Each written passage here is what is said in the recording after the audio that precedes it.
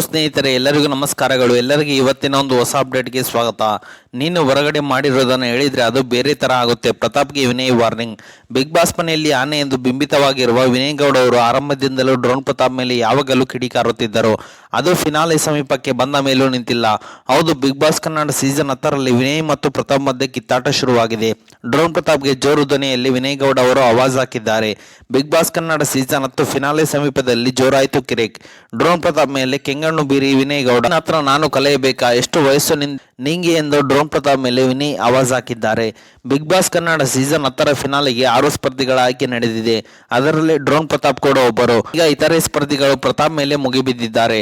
ಅದರಲ್ಲೂ ವಿನಯ್ ಗೌಡ ಅವರು ಡ್ರೋನ್ ಪ್ರತಾಪ್ ಮೇಲೆ ಜೋರು ಧ್ವನಿಯಲ್ಲಿ ಮಾತನಾಡಿದ್ದಾರೆ.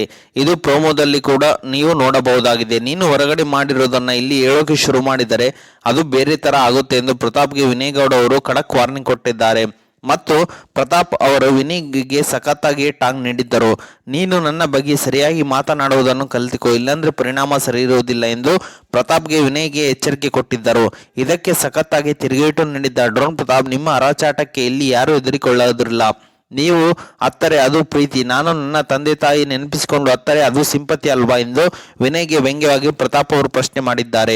ವಾದ ಹೇಳಬೇಕಾಗಿಲ್ಲ ಎಂದು ವಿನಯ್ ಹೇಳಿದ್ದಕ್ಕೂ ಅಯ್ಯೋ ವಿನಯ್ ಅಣ್ಣ, ಭಯ ಅಣ್ಣ, ನಂಗೆ ಆಗ್ತಾ ಇಲ್ಲ ಅಣ್ಣ ಎಂದು ನಟಿಸುತ್ತಾ ವಿನಯ್ಗೆ ಸಖತ್ತಾಗಿ ಕಾಲೆಳೆದಿದ್ದರು ಪ್ರತಾಪ್. ಆದರೆ ಇದೀಗ ಪ್ರೋಮೋ ಕೂಡ ರಿಲೀಸ್ ಮಾಡಿದೆ. ಕೊಂಚ ಸ್ವಲ್ಪ ಉಲ್ಟಾಪಲ್ಟಾ ಆಗಿದೆ ಎನ್ನಿಸುತ್ತಿದೆ. ಡ್ರೋನ್ ಪ್ರತಾಪ್ ಮಾತುಗಳಿಗೆ ಪ್ರತಿಕ್ರಿಯೆ ನೀಡುತ್ತಾ ಎಚ್ಚರಿಕೆಯನ್ನು ನೀಡಿರುವ ವಿನಯ್ ಗೌಡ, ಏನೋ ಪ್ರತಿ ಸಲನೂ ಅಸಭ್ಯವಾಗಿ ಮಾತನಾಡುತ್ತಿದ್ದೀನಿ ಅಂತೀಯಾ, ತಪ್ಪು ಮಾತನಾಡ್ತಾ ಇದೀಯಾ ನೀನು, ನಾನೇನು ಬಳಸಬೇಕು ಎಂಬುದನ್ನು ನಿನ್ನ ಹತ್ರ ಕಲಿಯಬೇಕೇನು, ನೀನು ನಿನಗೆ ಹೇಳಿಕೊಡುವುದಕ್ಕೆ ನಿನಗೆ ಎಷ್ಟು ವಯಸ್ಸು, ನೀನು ಹೊರಗಡೆ ಏನು ಮಾಡಿದ್ದೀಯಾ ಅದನ್ನು ಇಲ್ಲಿ ಮಾತನಾಡುವುದಕ್ಕೆ ಶುರು ಮಾಡಿದರೆ ಅದಿಲ್ಲಿ ಬೇರೆ ತರ ಆಗುತ್ತದೆ.